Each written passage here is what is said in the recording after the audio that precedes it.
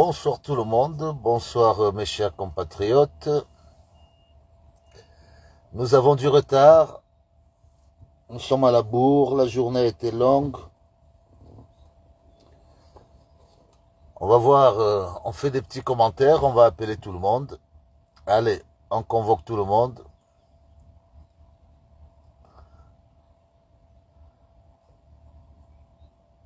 Je sais que tout le monde est dispersé. Tout le monde est occupé dans la distraction Fecafoot. Et les gens oublient un tant soit peu l'essentiel. Continuez à vous amuser.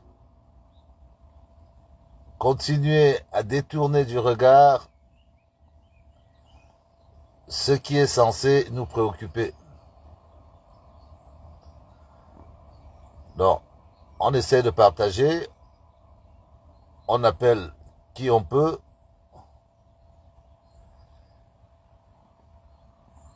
Et puis, on va faire le tour des sujets. Le pays est animé. Les choses bougent.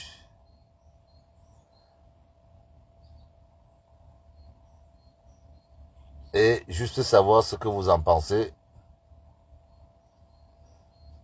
Moi, je commence la sensibilisation, juste un petit arrêt à Lomé. À Lomé, à l'est du Cameroun. L'est du Cameroun, l'insolence de la richesse dans la pauvreté environnante. Le Cameroun est un pays riche. Malheureusement, un pays où ceux qui sont en charge d'améliorer les conditions de vie des citoyens, soit ils ne connaissent pas, soit ils n'ont pas la volonté, soit ils font semblant. Ce n'est tout simplement pas explicable d'arriver dans une région comme la région de l'Est et de voir comment vivent les habitants de l'Est. C'est-à-dire que la richesse de cette région, on se pose la question de savoir à qui elle profite vraiment. Le président Paul Biya, qui est en fonction depuis plus de 40 ans, a partagé son pouvoir avec des élites venant de tous les coins du Cameroun.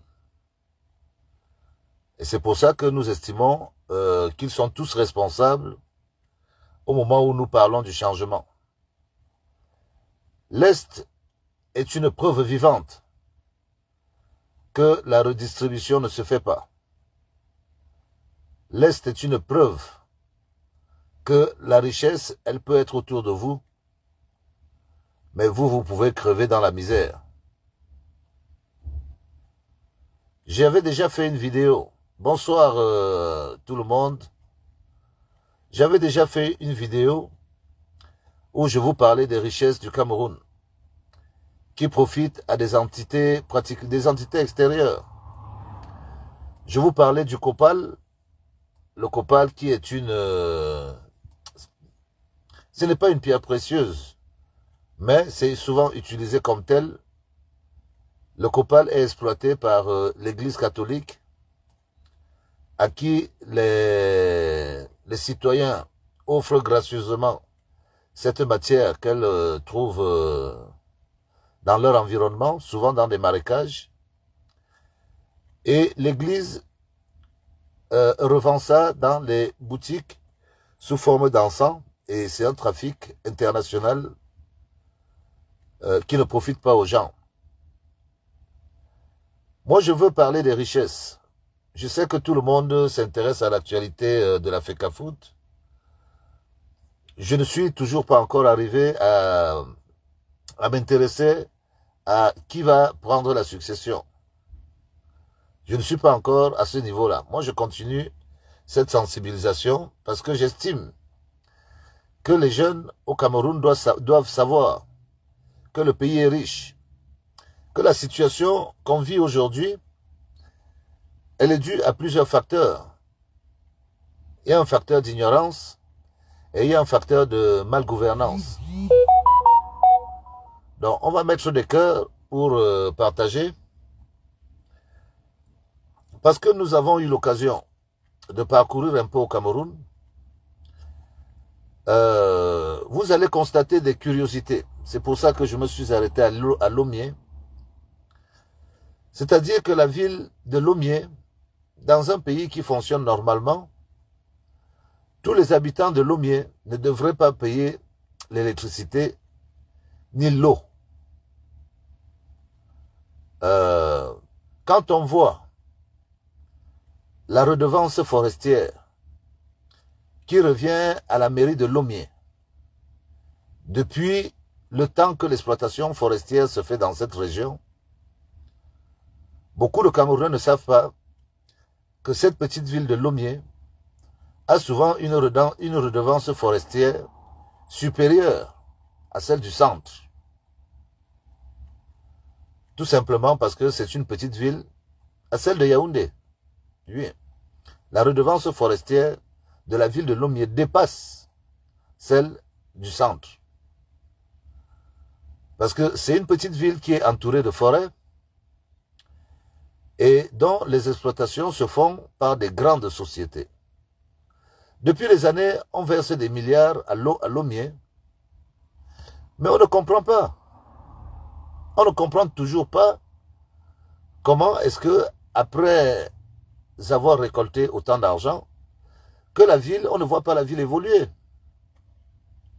On ne voit pas les habitants de Lomé comme étant des habitants qui vivent des retours des richesses qui les entourent. C'est le problème fondamental que nous avons chez nous. C'est que les responsables politiques ont l'impression que c'est un acharnement particulier, mais les citoyens ne demandent que le minimum, de quoi vivre décemment. Comment pouvons-nous vivre dans un pays aussi riche et avec un peuple aussi pauvre? C'est la question inexplicable que vivent les Africains depuis les indépendances. En même temps, elle s'explique. Elle s'explique parce que il y a la mauvaise gouvernance, il y a la corruption. Moi, je sais que le maire de Lomé, j'ai eu l'occasion de le rencontrer. C'est l'un des seuls maires qu'on ne peut recevoir qu'à l'hôtel Hilton. Ils sont quelques-uns comme ça au Cameroun, qui habitent dans des bourgades où on n'a pas l'impression qu'ils ont des retombées d'argent, mais en vérité, il y a des villes qui consomment énormément d'argent. Comme cette ville de Lomé, si vous regardez les chiffres de la redevance forestière de la ville de Lomé, vous vous rendrez compte que cette ville a consommé beaucoup d'argent. Mais on se demande toujours où va l'argent. C'est le même sujet partout. Et c'est là où moi je dis à nos enfants, nos jeunes frères, que si nous prenons parole pour vous demander de vous inscrire aux listes électorales, c'est pour que vous alliez décider vous-même de comment on va gérer la richesse qui est dans votre pays. Parce que figurez-vous, rien qu'à l'est du Cameroun, la richesse de l'est peut permettre à elle seule de développer tout le Cameroun, sans même toucher au sud. La richesse de l'est à elle seule. Tellement il y a des matières premières dans cette région que j'ai l'impression que ceux qui sont originaires de la zone n'ont pas conscience des richesses sur lesquelles ils ont grandi, et ceux qui sont en responsabilité n'ont pas l'expérience nécessaire de maîtriser toutes ces différentes richesses qui partent du bois, parce que c'est le bois qui est le plus lourd. Et c'est là où plus tard on se rendra compte que, quoi qu'on dise, le président Paul Biya a été un conservateur au niveau des richesses, parce qu'on se retrouve aujourd'hui avec certaines ressources qui ont été convoitées dans beaucoup de pays, mais qui se sont endormis au Cameroun, tout simplement parce que les gens ne savaient même pas à quoi servait telle ou telle richesse ou comment on arrivait à extraire telle ou telle ressource. Je vous prends l'exemple de pierres précieuses, comme les obsidiennes, une pierre qu'on appelle l'obsidienne, ou bien l'aigle marine. Ce sont des pierres précieuses qui se vendent à l'export. Moi, dans un passé très proche, j'ai eu une proposition de pierres qui venaient du Cameroun, où juste 2 pierres que je peux librement montrer parce que elles avaient une origine, elles étaient enregistrées au niveau du ministère des Mines, mais rien que ces 2 pierres avaient une valeur de 9 millions de dollars. J'ai encore toute la nomenclature et toutes les photos, parce que j'ai été chargé de... J'ai eu la proposition de trouver un acheteur pour ces 2 pierres. Je vous en parle pourquoi? Parce que vous, on vous parle de bois. Le pétrole, vous n'êtes pas au courant. Parce que personne ne sait comment on gère le pétrole au Cameroun. Pourtant, on devrait le savoir. Les jeunes doivent comprendre que il est de leur responsabilité, dans le changement, de remettre toutes ces ressources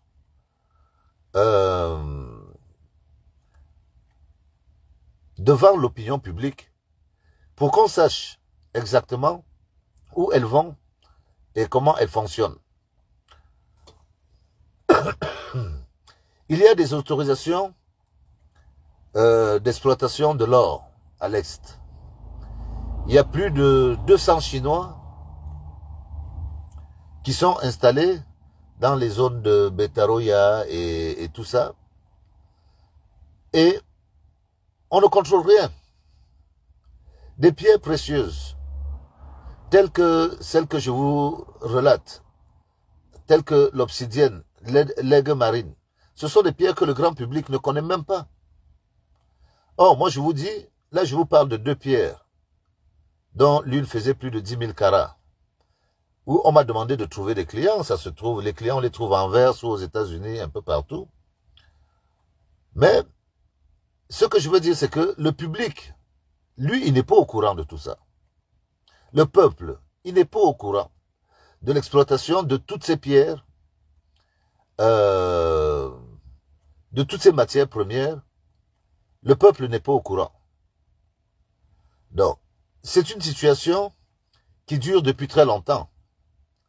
Les diamants sont exploités de manière libre, artisanale et corrompue, parce que les diamants, on les trouve, les micro-diamants, on les trouve dans des cours d'eau.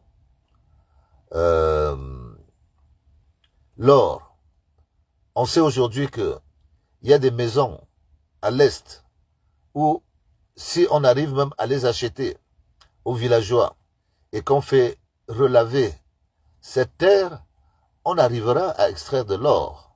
Tellement, il y a des zones qui sont aurifères à l'Est.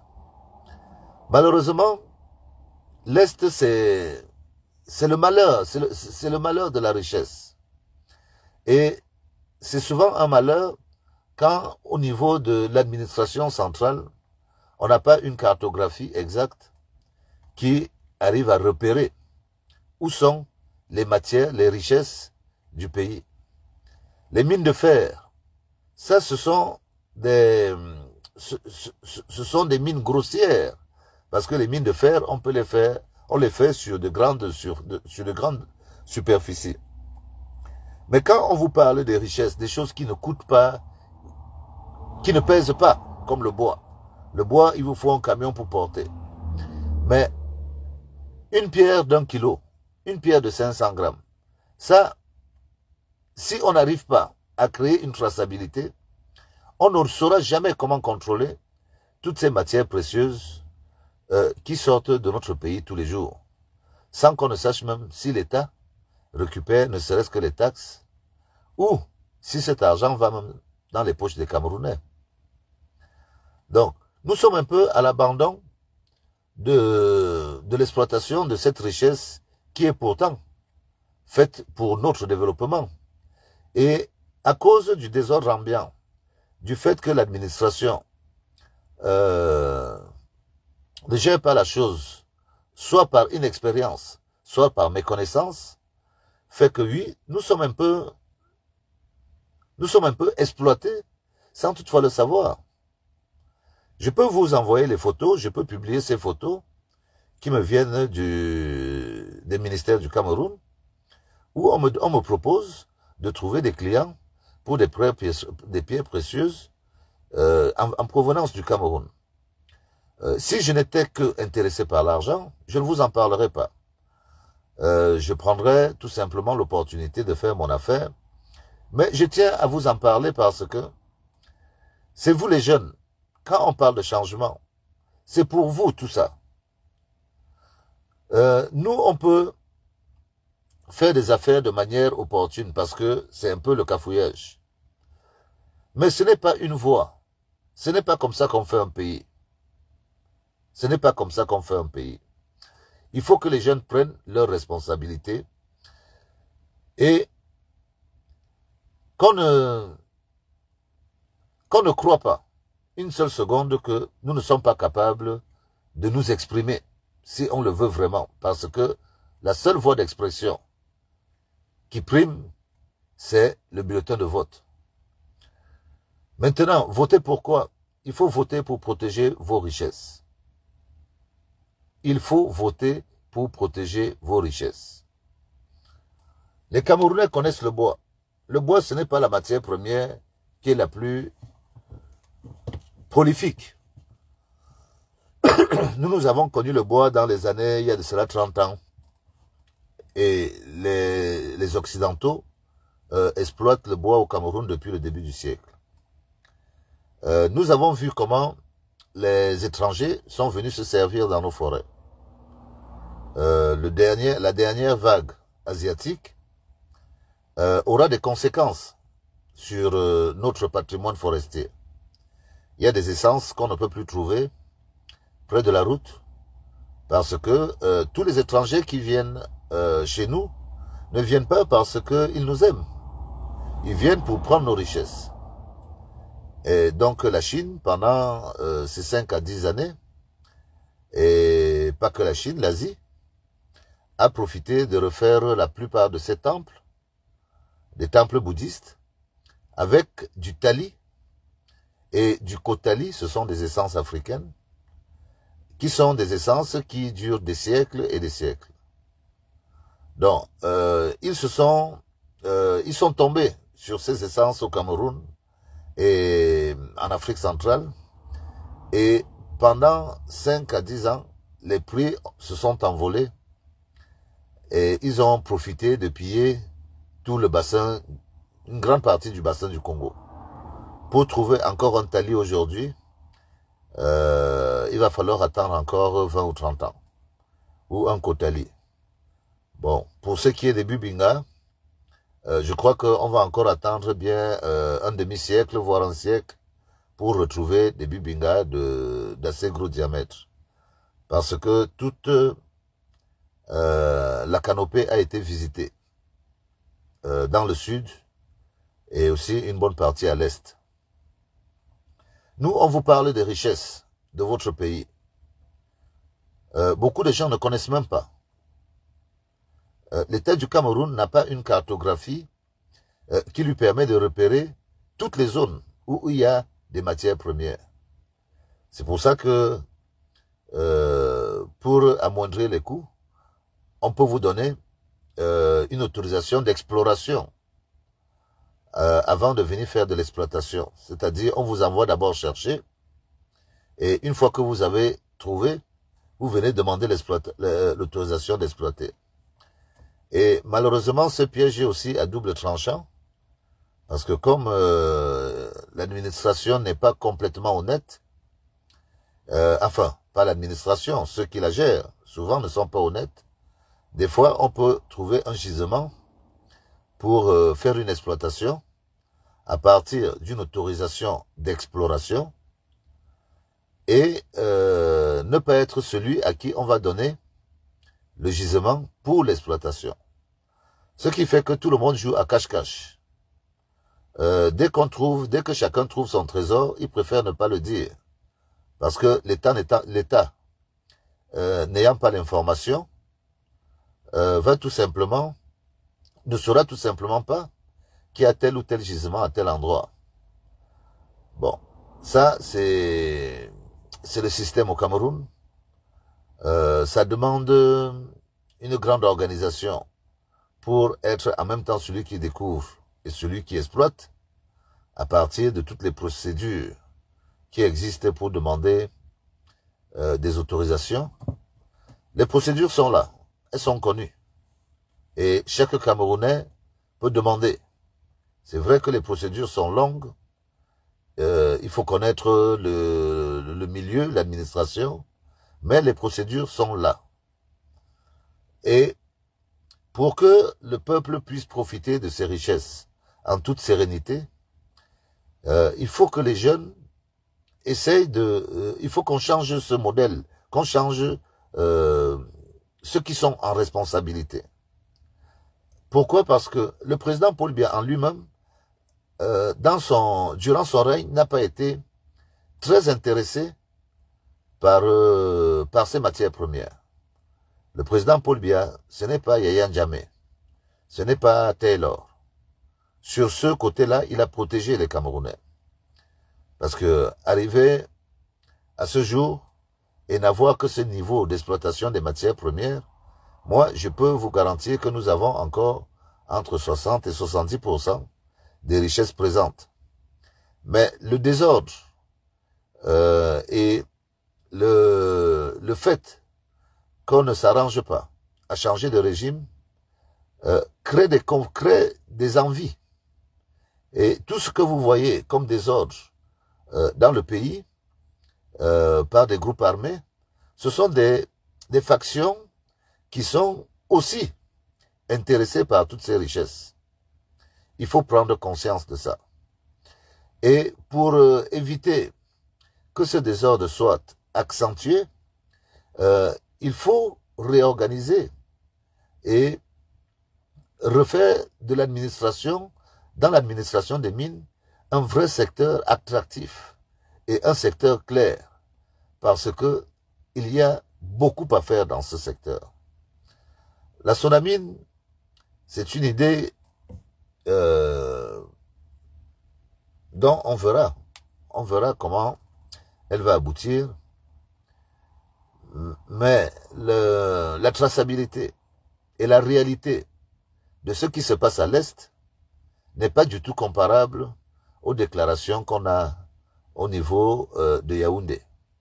C'est-à-dire que 60 à 70% de l'or, en gros, n'est pas déclaré et passe par des circuits mafieux contrôlés par des Asiatiques. Les Chinois font la loi à l'Est. L'Est est tellement riche que depuis que moi j'ai connu l'Est, le circuit du bois, par exemple, partait de Belabo jusqu'au Niger, jusqu'à Niamey. Il y a tout un circuit de bois blanc, c'est-à-dire tous les bois blancs qu'on appelle les ayos, les fraquets, tous ces bois blancs qui sont utiles à nos frères qui sont dans des zones où il fait très chaud, parce que Tchad, Niger, ils aiment bien notre bois blanc. Et c'est par le couloir de l'Est que ce bois est exploité Et je sais qu'il y a des Aladji qui sont à la gare, qui ont des sommes énormes sur eux, et qui payent, qui achètent ce bois à tout ce qui arrive pour le faire cheminer au niveau de... le faire monter par le nord et jusqu'au Niger. Je vous explique toutes ces choses parce que c'est comme ça. C'est ça le circuit de l'exploitation des richesses du Cameroun. Et elles vous paraissent lointaines, mais en vérité, elles sont proches de vous. Il faut juste prendre ses responsabilités, se préparer pour 2025, chacun en allant s'inscrire sur les listes pour se décider et attendre le résultat de l'élection de 2025. Je vous ai dit, la démocratie, ce n'est pas forcément la victoire. La démocratie, c'est un combat d'idées. Ceux qui vont avoir raison sur les autres devront considérer que les autres font partie du Cameroun. Et ceux qui n'auront pas raison devront se dire qu'ils n'ont pas su convaincre. Mais nous, on doit continuer à sensibiliser. Parce que nous savons que la jeunesse, c'est elle qui doit décider. C'est elle qui doit décider. Et même si, de manière naturelle, nos anciens qui sont au pouvoir depuis des dizaines d'années arrivaient à partir, nous les jeunes, enfin, ceux qui sont plus jeunes que nous-mêmes, et nous qui sommes dans la cinquantaine, nous avons vu comment nos aînés ont tout simplement mis le pays dans une situation inconfortable, dans une situation encore plus dure qu'avant.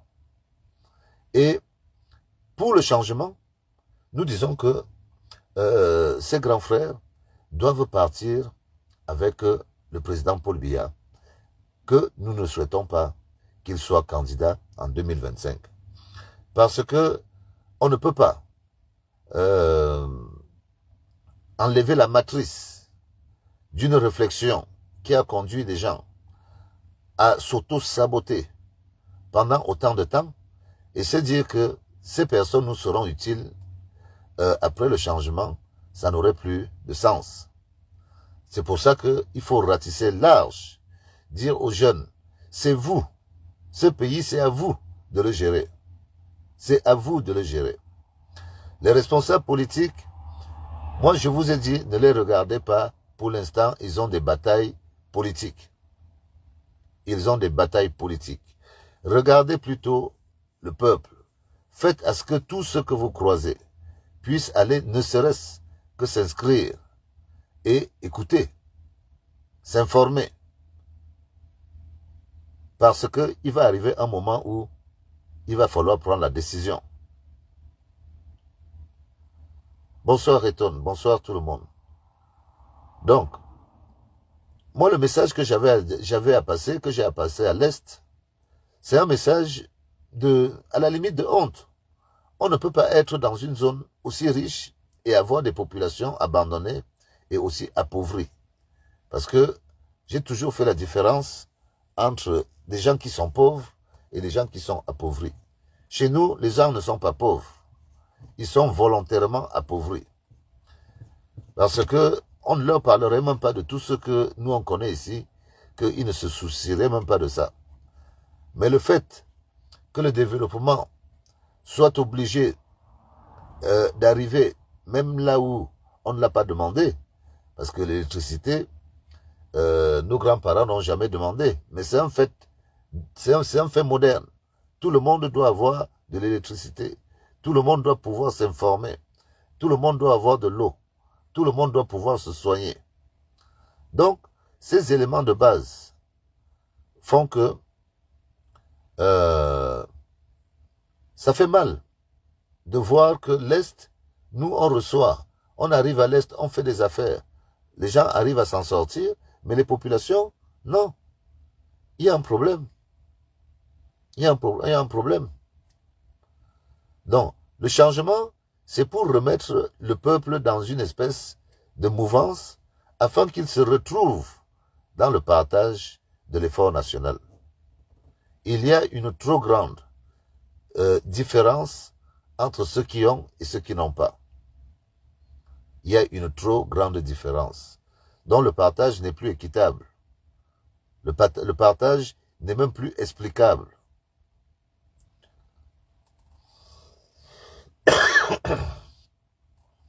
Donc notre combat et les raisons qui nous poussent à faire ce que nous on avait décidé de faire, c'est d'expliquer aux gens que 2025, c'est une période où le Cameroun, dans son ensemble, doit décider sur son destin. C'est ça que nous on dit. Et on continue à dire que l'idéal, vu que les problèmes d'aujourd'hui sont des problèmes que nous devons nous-mêmes remonter, nous n'attendons pas que ce soit le président Paul Biya qui vienne résoudre les problèmes pour nos enfants. Le travail qu'il a fait suffit pour qu'il aille se reposer. Et c'est pour ça que, oui, je me mets en colère quand je vois des élites de chez moi qui n'ont pas aidé le président, qui ont tout le temps dit qu'elles soutenaient le président, mais qui ont fait le contraire, et dont les conséquences sont aujourd'hui palpables. Donc, moi, je me mets en colère contre elles. Pas parce que j'attendais quelque chose de particulier. Moi, je ne suis pas président. Mais je ne trouve pas juste. Je ne trouve pas juste que ce soit une seule personne qui porte la responsabilité sur des actes collectifs.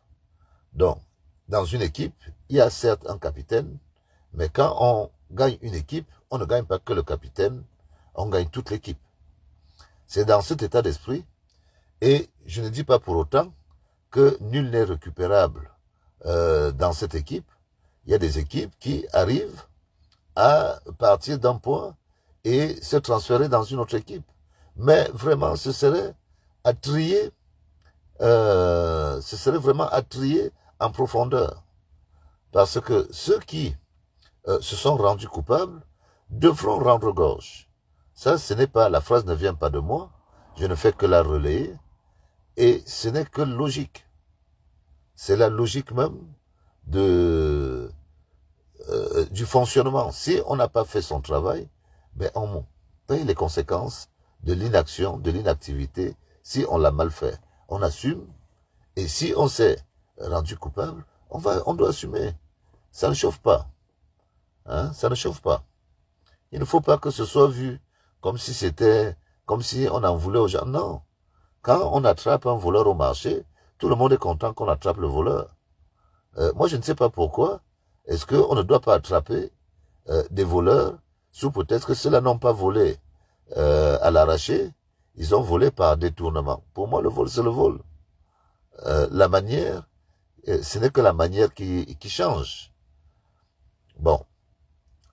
Pire encore, moi je trouve même encore plus condamnable pour ceux qui font des délits d'initiés. C'est-à-dire sachant avec pertinence que ce qu'ils sont en train de faire est une duperie en plein jour, mais ils la font quand même. Et qu'on ne vienne pas me dire de ne pas indexer cela comme étant des responsables. Non, ils sont responsables.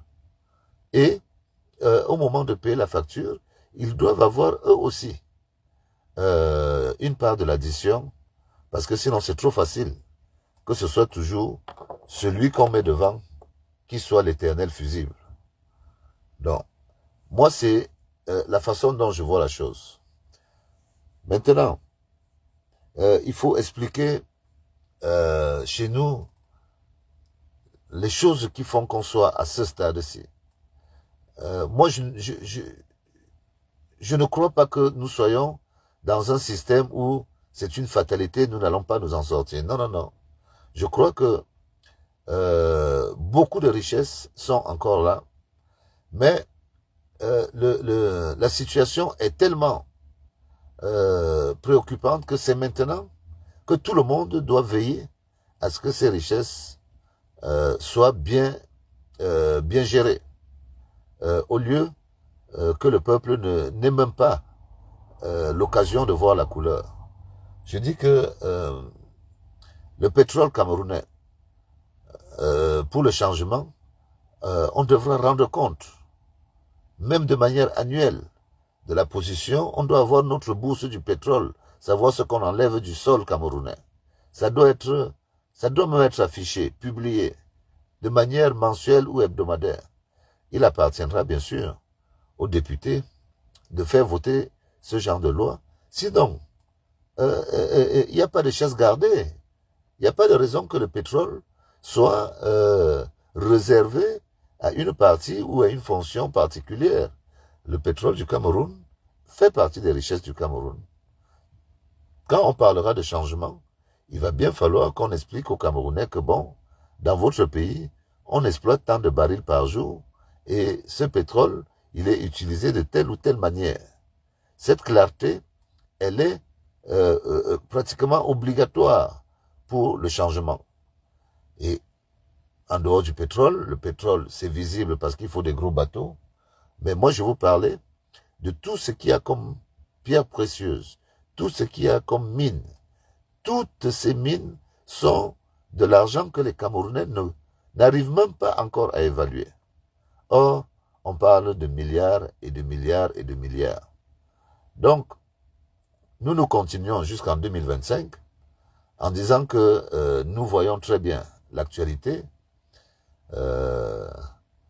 Ceux qui ne comprennent pas vraiment, et puis c'est normal, ceux qui ne comprennent pas exactement ce qui se passe peuvent avoir des vues, enfin des idées qui ne sont pas du tout, qui ne correspondent pas à ce que pensent les gens. Parce que beaucoup font de la politique ou s'intéressent au sujet du changement parce qu'ils ont absolument quelqu'un qu'ils ont dans leur imaginaire. Si ce n'est pas cette personne, à la limite, tout ce que nous disons n'a pas de sens ou n'a pas d'intérêt. Nous autres, nous ne voyons pas la chose de la même façon. Nous demandons à tous ceux qui sont convaincus d'avoir leur candidat, d'abord de se concentrer sur la sensibilisation. Je vous assure que plus on se rapprochera de 2025, mieux on saura qui sera le mieux placé. Et je crois que des signes commencent à être donnés. L'actualité de notre frère Samuel Eto'o-Fils rejoint exactement ce que nous pensons depuis qu'il est arrivé à la FECAFOOT. Nous le disons. Nos voix ne portent pas assez pour que il nous interpelle, pour nous demander pourquoi nous disons ça. On aurait mieux expliqué. Mais nous trouvons que c'est un véritable gâchis de réduire tout le travail de Samuel à l'image qu'on veut lui mettre au dos. Nul n'est parfait dans la vie, mais je crois qu'on gagnerait beaucoup plus à sauver Samuel parce que Samuel est utile pour le Cameroun. Samuel est jeune, il est utile. Et le tempérament de certaines personnes, j'en parle aujourd'hui, fait que quand ils se sentent humiliés, il faut faire très attention. Il faut faire très attention aux réactions parce que un animal blessé peut avoir des réactions très violentes. Je crois que l'image et le spectacle qu'on nous a présenté était aussi une manière de montrer au peuple camerounais, à ceux qui ont des intentions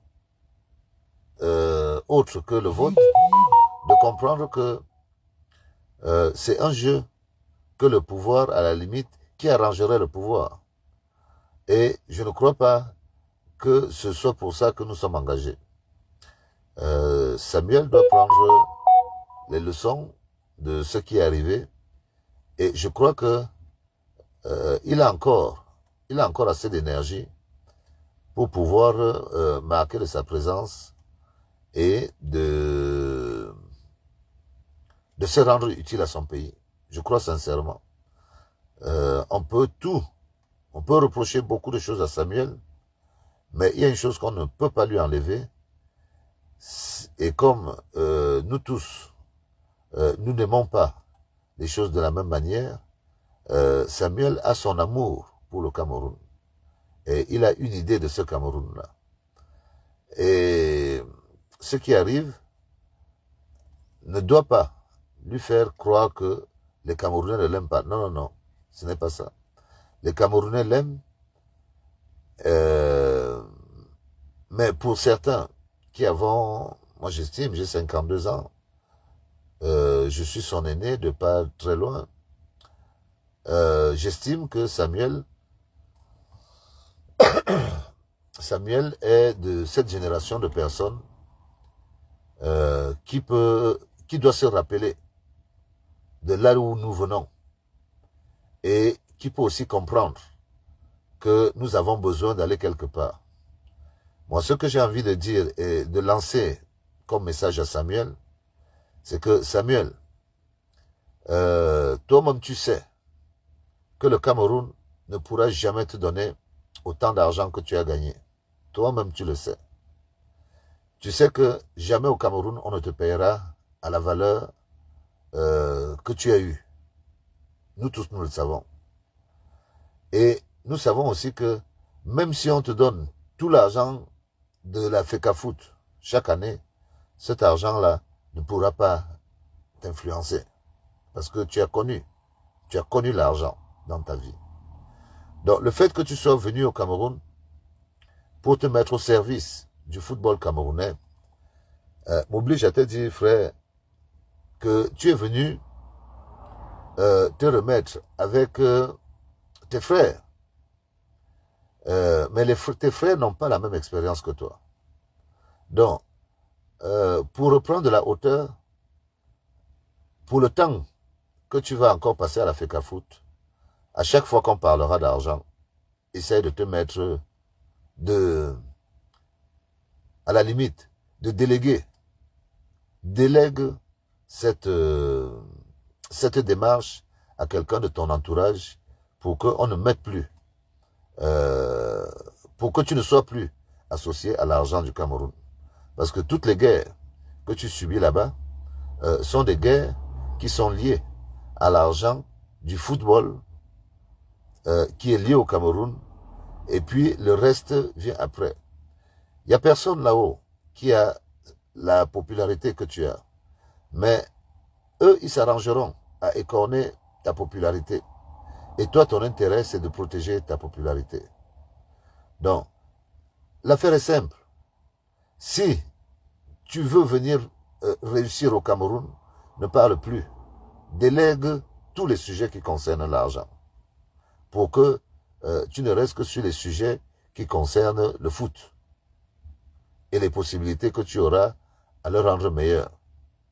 Maintenant, si tu vois que tu vas devoir parler des affaires d'argent, alors là, je peux te dire, frère, que ces gens ne te lâcheront pas jusqu'à ce qu'ils aboutissent. Tout simplement parce que vous n'avez pas les mêmes valeurs. Vous ne pouvez pas avoir les mêmes valeurs. Personne ne peut vivre la vie que toi tu as vécue, Samuel. Parmi tous ces gens-là, personne. Et même, je dis, il n'y a pas un argent de la FECAFOOT qui peut te payer. Donc, c'est à toi de te mettre au-dessus de tout ce qui se passe là-bas. Pour nous, ça nous fait mal. Mais aussi, de là où nous sommes, nous savons que tu es une étoile pour le Cameroun. Et dans un certain domaine, on doit pouvoir savoir comment tirer la lumière qui vient de toi sans qu'on en parle de la mauvaise façon. Bon, maintenant, nous sommes dans un peuple où ce sont un peuple de charognes. Hein. Il y en a qui se délectent à te voir dans cette situation. C'est le risque du showbiz. C'est le risque du showbiz. J'attends vraiment certains signes, ne serait-ce que la demande ou l'encouragement que tu peux apporter en disant aux jeunes d'aller s'inscrire serait une bonne chose. Moi, je ne te demande pas de choisir un candidat. Moi-même, je n'ai pas de candidat pour l'instant. Mais dire aux jeunes d'aller s'inscrire serait déjà un très bon signe que tu pourrais faire au peuple camerounais. Parce que on parle de toi. On parle de toi au Cameroun. Et il faut faire des signes. Bon. Maintenant, nous, on revient dans notre sensibilisation et on continue à dire aux jeunes que tout ce qui va se jouer en 2025, si vous ne vous mettez pas en avant, ne venez pas plus tard vous plaindre que vous n'avez pas été prévenu. Je crois que le message doit être clair. Que ceux qui ne veulent pas, ceux qui ne vont pas vouloir, qui vont se dire que ça concerne les autres, ne vous plaignez pas. Plus tard, étant donné que le pouvoir va tout faire pour se remettre en place et essayer de redresser la barre, la vie sera très dure après cette élection. 2026-2027, ce sera très dur. La seule façon de sortir de là avec un enthousiasme, c'est de se dire que on a de nouveaux dirigeants, ils sont plus jeunes, ça va aller plus vite, ils ont un projet, etc., etc. C'est pour ça que vous, les jeunes, vous êtes la clé pour 2025. Personnellement, nous autres, on peut se dire qu'on va faire la résistance, hein. On peut tenir. Mais parce que nous avons déjà fait notre jeunesse. Vous, les jeunes, vous êtes au début de votre vie. Donc, quand vous voyez une partie des adultes se mettre à côté de vous pour dire on vous accompagne, ce n'est pas pour notre intérêt à nous, parce qu'en démocratie, nous ne sommes pas les plus nombreux. On va être derrière vous. Parce que c'est vous qui devez être les premiers. C'est-à-dire vous devez commencer à voter à 8 heures. Nous, on arrive même vers 15 heures. Trouvez que vous avez déjà rempli les urnes. Ce n'est qu'à partir de ça. C'est ça la démocratie. C'est ça la démocratie. La dénonciation, maintenant, elle doit continuer. Elle doit continuer. Tant que tous les Camerounais ne voient pas dans l'ensemble, c'est-à-dire celui qui est à l'Est, doit savoir que c'est Joseph Lé qui est l'homme qui est responsable de nos vies ici. Et je dois lui demander des comptes. Quand celui de l'Ouest chacun dans son environnement doit dénoncer. Ceux qui ne veulent pas dénoncer, eux aussi ne devront pas se lever demain pour dire, quand ils rencontrent un boulot, dire que vous les boules, vous avez... Parce que c'est toujours ces petits mots qui mettent les gens dans des situations où, sachant que toi tu n'as profité de rien, tu te trouves indexé par quelqu'un qui rejette la faute des autres sur toi. Alors que maintenant, on voit très bien que voilà les boulots. Qu'on dit que les boulots sont des mangeurs. Il y a beaucoup. Moi, je reçois des courriers des jeunes qui sont prêts, des jeunes boulots qui sont prêts pour le changement. Si le changement n'arrive pas parce que les gens n'ont pas voulu dénoncer chez eux, il ne faut pas venir dire demain que le pouvoir, c'est depuis 40 ans qu'il est chez vous. Parce que quand on ne veut rien faire, ah ben, on ne s'attend à rien. Ça, il faut savoir. Hein. Si on ne veut rien faire, on ne va rien avoir. Et comme la nature a horreur du vide, ceux qui sont là vont mieux s'implanter.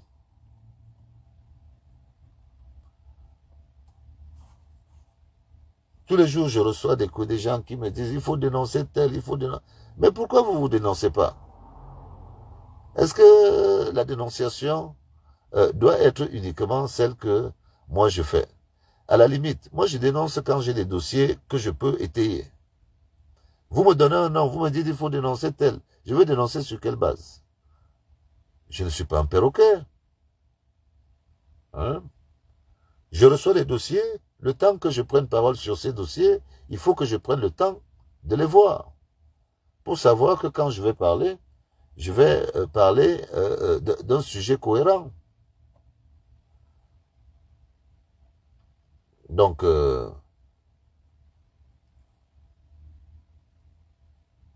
moi je suis là, j'observe comme vous tous.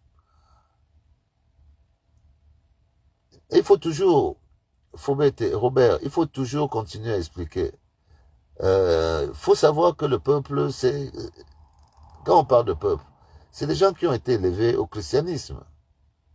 C'est la Bible qui est responsable de tout cet abrutissement que vous voyez.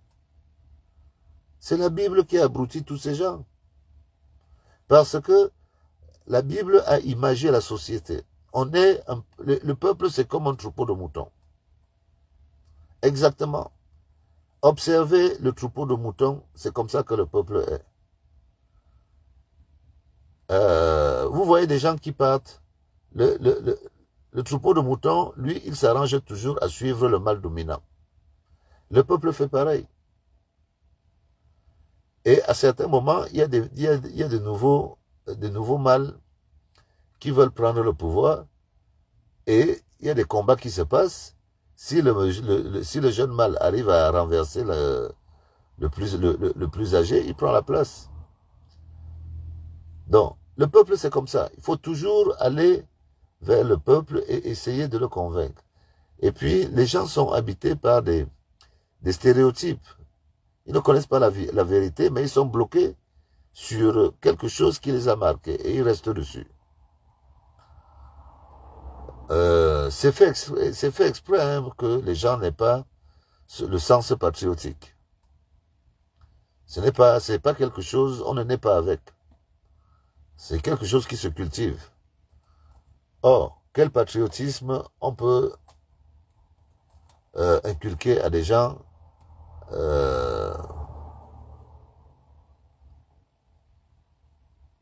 qui n'ont même pas conscience que, ne serait-ce que pour conduire, il ne faut pas prendre l'alcool.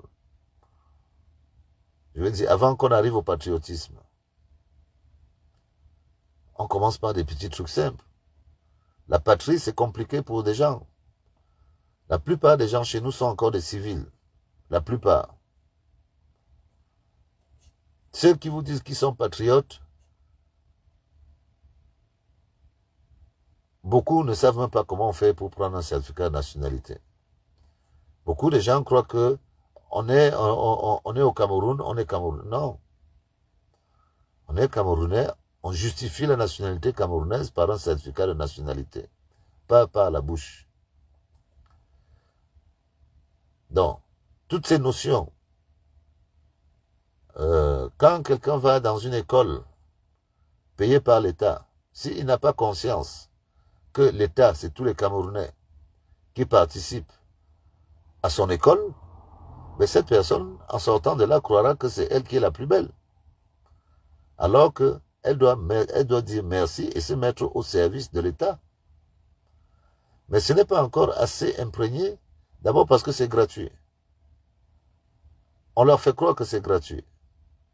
Or, ceux qui donnent les cours dans ces grandes écoles sont payés.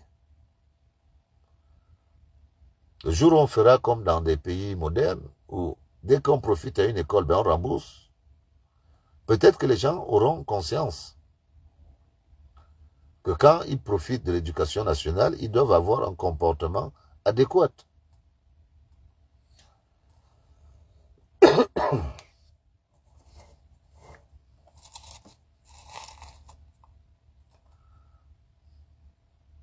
En 2025, peu importe la forme du vote,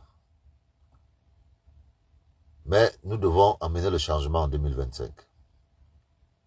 Ce serait trop grave de laisser passer le train. Ce serait trop grave. C'est-à-dire de se piéger pour finalement dire que après moi le déluge. Parce que chez nous, il y a des problèmes d'héritage, des problèmes de succession. Moi, je crois sincèrement. Mais je m'attends à une surprise. Je reste toujours là. à penser qu'il peut avoir une surprise. On peut rester là et on se dit que non, une lumière nous a permis, ou tout ce qu'on fait aujourd'hui pourra permettre, tôt ou tard, de nous donner, de nous mettre au moins dans cette situation. Moi, je ne cherche même pas à savoir qui sera là. L'essentiel pour moi, c'est que M. Paul Biya aille se reposer. C'est ça l'essentiel que moi j'ai. Et je serais tellement heureux de voir un autre visage à la tête du pays, de manière pacifique, que après moi, je n'aurais même plus rien à demander parce que je me dirais, dès que ça arrive, les Camerounais seront comme émasculés. C'est-à-dire que ce sera une nouvelle vie. Ce sera une nouvelle vie, je suis convaincu. Et cette nouvelle vie, on doit aller la prendre avec beaucoup de sérieux. Parce qu'elle ne peut pas nous être donnée cadeau. Ceux qui attendent, qui disent que non, il faut attendre, attendez. Vous allez voir comment le train va vous passer vous-même. Ça c'est toujours, la liberté c'est toujours prise. On arrache la liberté. Pas forcément par la violence. Le vote, c'est la meilleure sanction de la liberté. Et il y a des sanctions qui ne sont pas discutables. C'est celles qui sont faites par l'abondance. Quand on veut, on ne peut pas dire, si 10 personnes votent pour une personne et là-bas 2 personnes votent pour une personne, on ne va jamais dire que les 10 ont perdu. C'est impossible.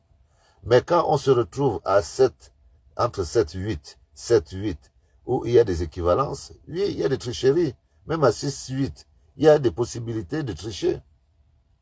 Mais quand le vote est incontestable par l'abondance, par l'engouement, même si les gens font comment?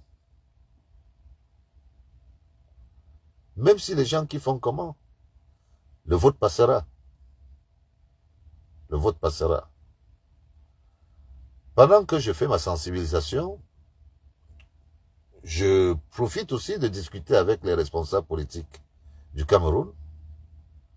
Je prends le temps de passer des fois 1 heure ou 2 pour leur demander comment ils se préparent là-bas. Et il y a beaucoup de pièges. Il y a vraiment beaucoup de pièges.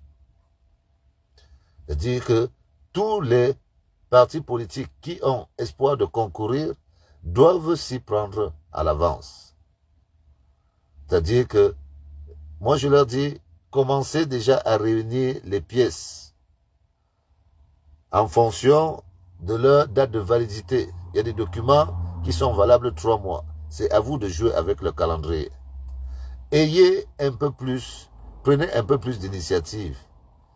Implantez-vous dans le territoire. Ne parlez pas du Cameroun alors que vous ne parlez que d'une petite région. Faites à ce que vos partis politiques aient du monde un peu partout. Disséminez-vous dans le pays. Allez dire bonjour au RDPC, même à Ndikinimeki, même à Korofata. Allez dire bonjour au RDPC pour lui dire que moi aussi je suis à côté de toi, RDPC. Et c'est en grattant sur le terrain de cette manière que, en fonction de comment se présenteront les choses, que nous verrons le combat. Et à un moment donné, nous dirons à ceux qui nous écoutent que nous croyons que c'est là-bas qu'il faut partir. Nous dirons ça à la jeunesse, pour tout le travail qu'on fait là. On dira à la jeunesse que nous croyons que c'est là-bas qu'il faut partir.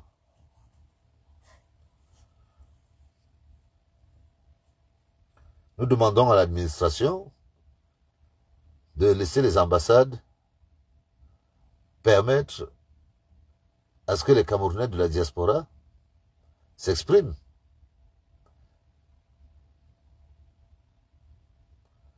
Nous avons proposé aux gens de la diaspora de parrainer. Nous voyons des efforts qui se font en sous-marin, en sous-marin. Moi, je dis à mes frères, continuons. Ne lâchez pas. Ne nous laissons pas distraire par des événements factuels.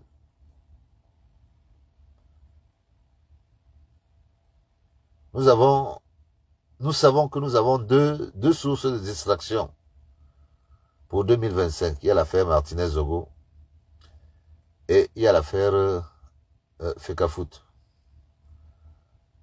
On regarde ça, mais ne prenons pas ça, nous ne pouvons pas prendre ça au sérieux.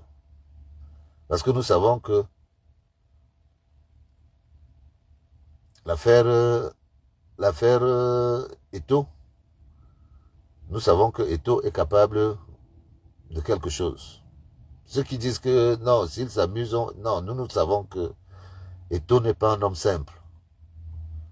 C'est-à-dire que Eto'o, ce n'est pas le gars qu'on va mettre à Konengi comme ça. Faut pas non plus croire que c'est aussi facile que ça. Ce serait dangereux pour le pouvoir de mettre un gars comme ça aux arrêts pour X ou Y raison. Mais nous lui demandons tout simplement il faut qu'il démontre au peuple de quelle manière il pourrait être utile. Il s'est souvent exprimé sur ses positions politiques. Qu'il s'exprime. Qu'il explique aux gens quelle est sa position pour que le peuple sache. Et bien sûr, les frères de la diaspora. Je sais que parmi vous, certains sont dans des grasses campagnes. Si quelqu'un a des problèmes particuliers, essayez de vous mettre en collaboration, parce que ce serait encore dommage de voir quelqu'un dans la diaspora qui ne vote pas. C'est encore plus dommage. Parce que celui qui vient dans la diaspora doit comprendre l'intérêt du vote.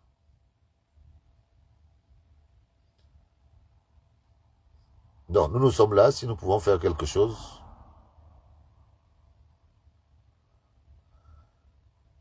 Et puis,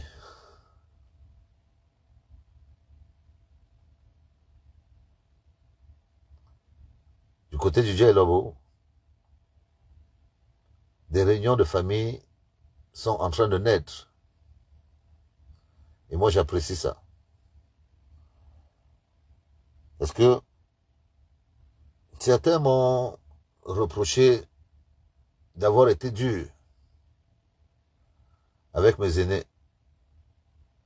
Sauf que moi, c'est vrai que les réseaux sociaux font apparaître les gens d'une certaine manière. Mais je dis à ces gens-là que je ne fais que jouir des droits traditionnels africains que j'ai hérités. La tradition donne des droits. Et nous sommes dans des sociétés matriarcales. Mon rôle à moi, en tant que fils d'une fille du Sud, mon rôle à moi est d'écouter, de sentir et de parler. Ce n'est que ça que j'ai à faire. J'écoute ce qui se dit. Je sens les odeurs que beaucoup de gens ne veulent pas sentir. Et je dis des choses que beaucoup de gens ne peuvent pas dire. Ça, c'est le pouvoir que les boules nous ont donné. Le jour où je ne pourrai plus parler ne pourrai plus utiliser ces pouvoirs-là, je ne serai plus boulot. Donc, si quelqu'un peut croire que moi, j'ai un regret sur mes paroles, ne doit même pas connaître la tradition boulot. Parce que moi, je parle en traditionnaliste. Et je suis prêt à m'asseoir devant n'importe quel tribunal coutumier pour justifier de tous mes propos. C'est pour ça que je prends le temps de parler en français et le temps de parler en boulot. Parce que je sais qu'il y a des propos que je peux tenir en boulot qui ne peuvent pas se justifier en français. Et oui, moi j'ai des retours. J'ai des retours que les choses bougent. il y a des réconciliations, il y a des ententes. Moi, j'aime ça. Mais si je ne parle pas, on fait macérer la haine. Or, ça ne sert à rien de faire macérer la haine. Quand les gens sont fâchés, il faut à un moment donné que quelqu'un dise ce qui ne va pas. Ça permet de purger les humains. On purge leurs sentiments. Parce que, à force d'accumuler des rancunes, on ne sait jamais comment ça se déclenche. Donc, des fois, il faut faire le fou. Tu fonces, tu dis ce que tu as à dire. Et tes paroles, obligatoirement, auront des répercussions. À chaque fois que j'ai toujours pris la parole chez moi, ça a toujours été pour dire ce que je pense. Ah oui, ça a toujours été comme ça. Depuis mon enfance. Donc, je suis obligé de vous laisser. Ça, c'est des raisons professionnelles. Je vais sûrement revenir tout à l'heure. Parce que j'attends un client. Je vais vous reprendre après. Vraiment, veuillez m'excuser.